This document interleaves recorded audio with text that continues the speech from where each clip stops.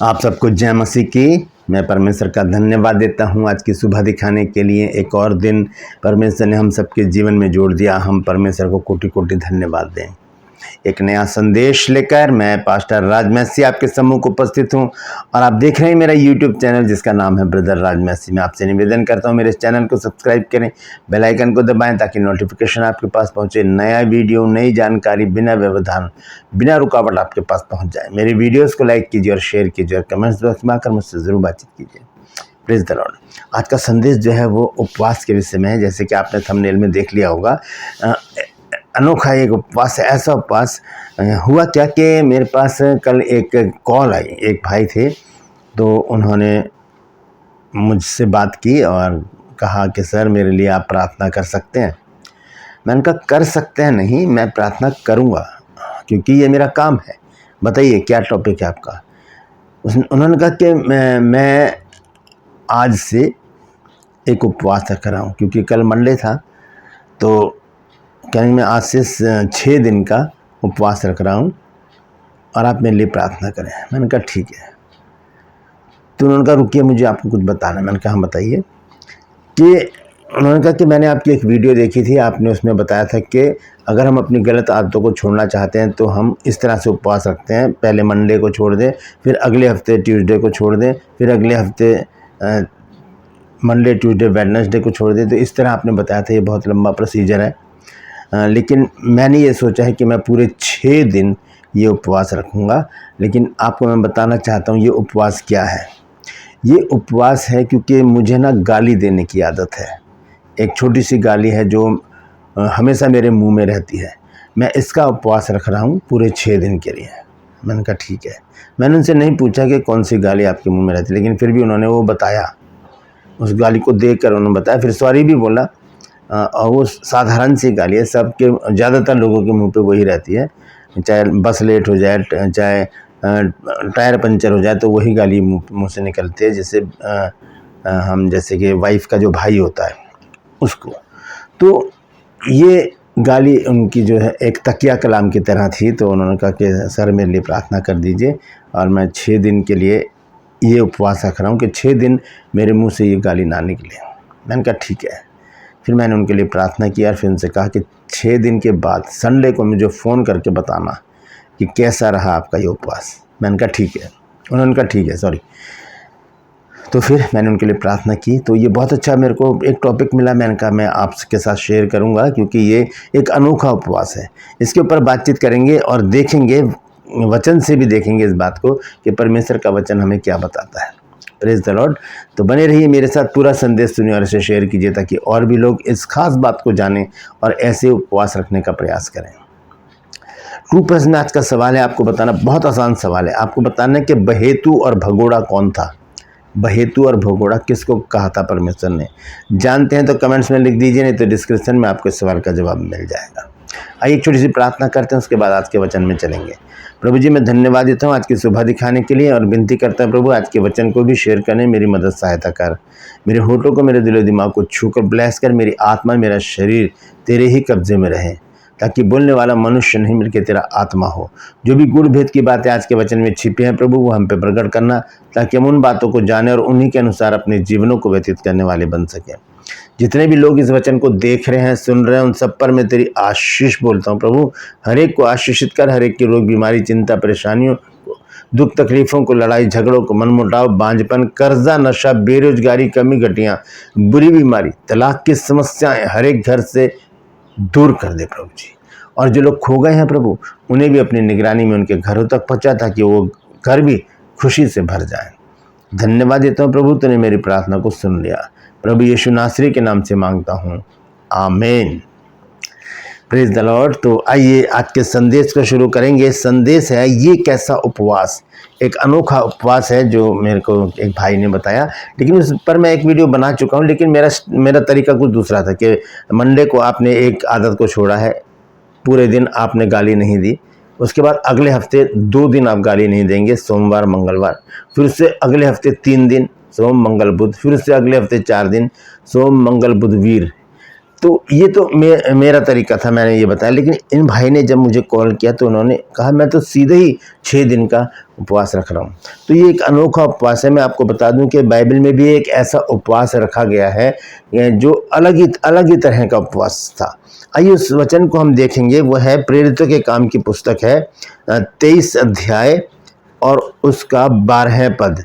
ये वचन मेरे को उस समय याद आ गया जब भाई ने मुझे कॉल किया था।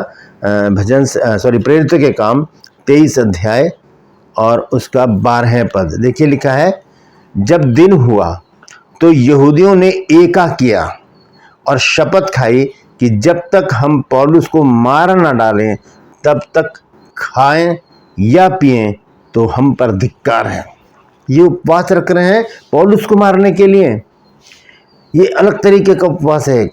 लोग तो अपनी आत्मिक उन्नति के लिए उपवास रखते हैं, अपनी संतुष्टि के लिए उपवास रखते हैं और अपनी डिमांड पूरी करने के लिए उपवास रखते हैं। लेकिन ये लोग तो अलग तरीके का उपवास रख रहे हैं। इन्होंने उपवास रखा कि यीशु मसीह का जो अनुयायी है, जो यीशु मसीह के पीछे चलता है, लोगों को यीशु मसीह की शिक्षा देता है, उसको मार डालने के लिए इन्होंने उपवास रख लिया कि जब तक हम उसे ना मार डालें हम उपवास में रहेंगे। चाहे 1 दिन लगे, 7 दिन लगे, 10 दिन लगे, चाहे हफ्ता लगे, महीना लगे, चाहे साल लग जाए, हम तो उपवास में रहेंगे। तो ये भी एक उपवास है। तो ये जो उपवास है ये दुष्टों का उपवास कहा जाता है इसको। ये दुष्ट लोग हैं, इन्होंने गलत काम के लिए उपवास रखा है। लेकिन हम जब अपनी आत्मिक उन्नति चाहते हैं तो हमारे जीवन में जो दिनचर्या है हमारी, दिन भर में हम बहुत सी बातों को ऐसे अपने मुंह से निकाल देते हैं, अपनी सोच में भी लेकर आते हैं, अपनी आंखों से भी देखते हैं फ़ोन वगैरह में। तो उनसे बचने की ज़रूरत है। उनसे कैसे बचा जाएगा, एक वचन मैं आपके साथ शेयर करूंगा पहले, उसके बाद मैं आपको बताऊंगा 4 बातें उसमें लिखी हैं जो हमें बहुत ज़रूरी करनी है। वह कुलुस्सियों की पत्री 3 अध्याय 5 से 10 पद तक जब हम पढ़ते हैं तो देखिए वहाँ पर कुछ बातें हैं, 4 बातें ऐसी लिखी हैं जो हमें करनी चाहिए और वो हम इसी उपवास से कर सकते हैं जो उन भाई ने मुझे बताया था। तो मैं पढ़ूंगा यहाँ पर कुलुस्सियंस चैप्टर 3 वर्स 5 to 10। यहाँ लिखा है, इसलिए अपने उन अंगों को मार डालो जो पृथ्वी पर हैं, अर्थात व्यभिचार, अशुद्धता, दुष्कामना, बुरी लालसा और लोभ को जो मूर्ति पूजा के बराबर है। फिर 6 आयत में लिखा, इन्हीं के कारण परमेश्वर का प्रकोप आज्ञा न मानने वालों पर पड़ता है और तुम भी जब इन बुराइयों में जीवन बिताते थे तो इन्हीं के अनुसार चलते थे। पर अब तुम भी इन सब को अर्थात क्रोध, रोष, बैर भाव, निंदा, मुंह से गालियां बकना, ये सब बातें छोड़ दो। गालियां बकना है ना, ठीक है। आगे देखेंगे 9 आयत में, एक दूसरे से झूठ मत बोलो क्योंकि तुमने पुराने मनुष्यत्व को उसके कामों समेत उतार डाला है और नए मनुष्यत्व को पहन लिया है जो अपने सृजनहार के स्वरूप के अनुसार ज्ञान प्राप्त करने के लिए नया बनता जाता है। नया बनता जाता है। अब 4 बातें यहाँ पर क्या हैं मैं आपको बताता हूँ। देखिए सबसे पहले हम देखेंगे 5 आयत में यहाँ लिखा है कि अपने उन अंगों को मार डालो। पहली बात क्या है, मार डालने की बात कही गई है। दूसरी बात लिखी है 8 आयत में लिखा है, पर अब तुम भी इन सब को अर्थात क्रोध, रोष, बैरभाव, निंदा, मुंह से गालियां बकना, ये बातें छोड़ दो। पहली बात मार डालो, दूसरी बात छोड़ दो और तीसरी बात है 9 आयत में, एक दूसरे से झूठ मत बोलो क्योंकि तुमने पुराने मनुष्यत्व को उसके कामों समेत उतार डाला है। उतार भी डालना है हमको, ठीक है। 3 बातें हो गई। चौथी बात 10 आयत में लिखी है, और नए मनुष्यत्व को पहन लिया है जो तुम्हारे सृजनहार के स्वरूप के अनुसार ज्ञान प्राप्त करने के लिए नया बनता जाता है। नए बन जाओ। 4 बातें, इनको चारों को मैं आपको एक साथ बताता हूं। यहाँ पर मैंने लिख रखा है, पहली बात मार डालो, दूसरी बात छोड़ दो, तीसरी बात उतार डालो, चौथी बात नए बनते जाओ। तो ये चारों बातों को करने के लिए हमें एक काम करना पड़ेगा, इन चीज़ों का उपवास रखना पड़ेगा। क्योंकि उपवास जब हम रखते हैं तो हम खाना छोड़ते हैं, पानी छोड़ देते हैं हम। तो इन चीज़ों को भी छोड़ने के लिए हमें क्या करना पड़ेगा, उपवास करना पड़ेगा। क्योंकि जब हम उपवासी होते हैं तो हमें पता होता है कि इस समय हम उपवास में हैं, और ये उपवास का जो समय होता है, जो वक्फा होता है, जो समय होता है परमेश्वर के साथ मिलकर रहने का, परमेश्वर की संगति में रहने का, परमेश्वर की नज़दीकी में रहने का। उपवास एक आत्मिक विधि है जो परमेश्वर ने बनाई है, एक आत्मिक विधि है। जब हम उपवास में होते हैं तो हमारा माइंड सेट होता है कि हम उपवास में हैं और हमें अब कुछ भी गलत नहीं करना है, क्योंकि ये उपवास जो है ये धार्मिकता से जुड़ा हुआ है, ये पवित्रता से, ये आध्यात्मिकता से जुड़ा हुआ है, ये परमेश्वर से जुड़ा हुआ है। ये संसारिक काम नहीं है, ये सामाजिक काम नहीं है, ये शैतानी काम नहीं है, ये परमेश्वर का एक ऐसा वर्क है, ऐसा काम है, ऐसी विधि है जो परमेश्वर ने बनाई है। तो उपवास की आज्ञा भी है बाइबल में, और उपवास करने का एक नियम भी है, और उपवास जो है वो परमेश्वर के द्वारा बनाई गई एक विधि भी है। तो इसका जो हमें बेनिफिट मिलना चाहिए वो हमें नहीं मिल पाता, क्योंकि हम सही तरह से उपवास नहीं रखते। हम दूसरी तरह के उपवास की बात नहीं कर रहा हूँ, आज मैं उस उपवास की बात कर रहा हूँ जो हमारी आदतें हैं, वो हमको छोड़नी पड़ेंगी। पहली बात क्या है, यहाँ पर मैं दोबारा से पढ़ेंगे धीरे धीरे, लिखा है इसलिए अपने उन अंगों को मार डालो जो पृथ्वी पर। हमें क्या करना है, उपवास रखकर इन अंगों का मर्डर करना है। पहली बात क्या है, व्यभिचार। ये व्यभिचार जब हमारे दिमाग में आते हैं तो प्रतिदिन आ सकते हैं और दिन में कई बार आ सकते हैं। तो हम उपवास रखें, जैसे कि भाई ने मंडे से सैटरडे तक का उपवास रखा है, मैंने तो उनसे कहा संडे को भी रखो, संडे को कोई मना नहीं है उपवास रखना। बाइबल में कहीं नहीं लिखा कि आप इस विशेष दिन में उपवास रखें। तो मंडे से आप शुरू करें। अगर आप व्यभिचार से लिप्त हैं, गलत दिमाग में गलत बातें आती हैं आप, या हस्तमैथुन के शिकार हैं, तो एक उपवास रखिए पूरे हफ्ते का। परमेश्वर से प्रार्थना कीजिए, परमेश्वर इस बात से मुझे छुटकारा दे। प्रार्थना में रहिए। उपवास का मतलब ही है परमेश्वर की संगति में रहना। अगर उपवास में हैं और इधर उधर घूम रहे हैं, फिल्में देख रहे हैं, फ़ोन में लगे हुए हैं, रील देख रहे हैं, तो उस उपवास का कोई महत्व नहीं रह जाएगा। आपने जिस बात के लिए उपवास रखा है उसे अपने माइंड में रखिए और परमेश्वर की उपस्थिति में रहिए, और याद रखिए कि आपने किस चीज़ के लिए उपवास रखा है। और धीरे धीरे जब पूरा दिन बीतता चला जाएगा, शाम को आपको धन्यवाद देना है परमेश्वर को कि परमेश्वर धन्यवाद कि आज पूरा दिन मेरे मुँह से कोई गाली नहीं निकली, मुझसे कोई व्यभिचार, मेरे दिमाग में कोई व्यभिचार की बात नहीं आई। और फिर दूसरे दिन फिर उसका उपवास रखें। और क्या लिखा है, अशुद्धता जो हमें अशुद्ध कर देती हैं जो बातें, वो, और लिखा है दुष्कामना, जो हमारी कामनाएं होती हैं, दुष्कामनाएं जो मैं बता चुका हूँ आपको, व्यभिचार से जुड़ी हुई ये बातें हैं, और बुरी लालसा और लालच जो मूर्ति पूजा के बराबर। लालच भी कई प्रकार का होता है। ये सब चीज़ें क्या है, ये हमें परमेश्वर से तो दूर करती हैं, हमारे शरीर को, आत्मा को भी दूषित करती हैं, और हम एक सांसारिक और शैतानी जीवन जीने पर मजबूर हो जाते हैं। तो ऐसा जीवन जीने के लिए हमें ये इस तरह का जो ये अनोखा उपवास है ये रखने की ज़रूरत है। एक दिन रखें, फिर दूसरे दिन, तीसरे दिन, चौथे दिन, पाँचवें दिन, छठे दिन, सातवें दिन रखें। उसके बाद क्या होगा, अगर परमेश्वर सामर्थ्य देता तो अगले हफ्ते फिर रखें, क्योंकि 21 दिन बाद आदत पड़ जाती है हर एक बात की। फिर छठे पद में लिखा है इन्हीं के कारण परमेश्वर का प्रकोप आज्ञा न मानने वालों पर पड़ता है। फिर 7 आयत में लिखा है पर तुम भी जब इन बुराइयों में जीवन बिताते थे तो इन्हीं के अनुसार चलते थे। यानी कि उपवास रखने के बाद ये बात हमारे जीवन में आएगी कि भाई हम तो ऐसे थे, हम तो गाली देते थे, हम तो व्यभिचार करते थे, हम तो ये गलत कामों में लिप्त रहते थे, लेकिन हमने उपवास रखा तो हम तो छूट गए। और आगे देखिए क्या लिखा है, पर अब तुम भी इन सब बातों को, यानी कि क्रोध भी है इसमें, क्रोध, रोष, बैर भाव, निंदा मतलब बुराइयां करना, और मुंह से गालियां बकना, ये सब बातें छोड़ दो। कैसे छूटेंगे ये? उपवास रख के। यही अनोखा उपवास हमको रखना पड़ेगा जो उस भाई ने रखा। बहुत अच्छी बात उन्होंने बताई मेरे को। और यहाँ पर हमने दूसरी बात देखी है, छोड़ देना। पहली बात क्या देखिए, मार डालना। दूसरी बात छोड़ देना। इन बातों को पहले मार डालना है, छोड़ देना है।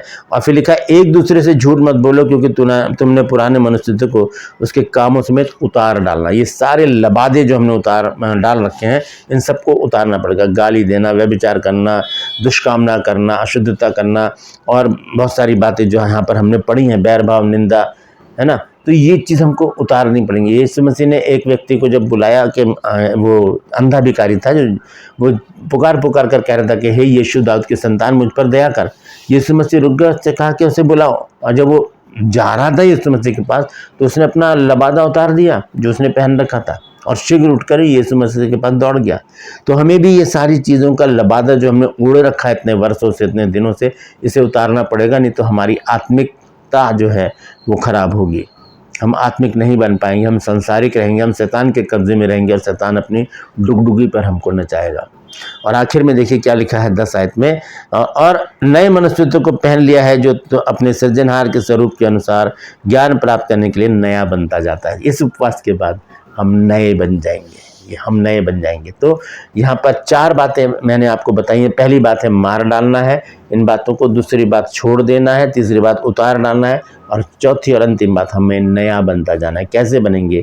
जब हम ये उपवास रखेंगे, रेगुलर उपवास रखेंगे, 6 दिन का, 7 दिन का, 10 दिन का, 20 दिन का, 21 दिन का भी रख सकते हैं आप, रखिए।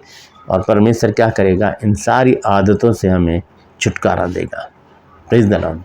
परमेश्वर इन वचनों के द्वारा हम सबको आशीष दे। यदि आज आपने कुछ नया सीखा है तो कमेंट्स में ज़रूर लिखिए और इस वचन को शेयर कीजिए, ताकि और भी लोग इन बातों को जानें और ऐसे उपवास को रख के अपनी उन गंदी आदतों को छोड़ दें जो हमारे अंदर हैं, क्योंकि इसमें फिर परमेश्वर साथ देगा, परमेश्वर का आत्मा साथ देगा, हमारा शरीर, हमारी आत्मा साथ देगा, और फिर हम नए बन जाएंगे। Praise the Lord. परमेश्वर आपको आशीष दे।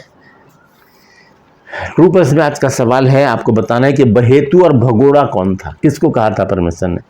जानते हैं तो कमेंट्स में लिख दीजिए, नहीं तो डिस्क्रिप्शन में आपके सवाल का जवाब मिल जाएगा। मैं आपसे निवेदन करता हूँ मेरे चैनल को सब्सक्राइब करें, बेल आइकन को दबाएं, ताकि नोटिफिकेशन आपके पास पहुँचे। नया वीडियो, नई जानकारी बिना व्यवधान, बिना रुकावट आपके पास पहुँच जाए। मेरे वीडियोज़ को लाइक कीजिए और शेयर कीजिए और कमेंट्स बॉक्स में आकर मुझसे ज़रूर बातचीत कीजिए।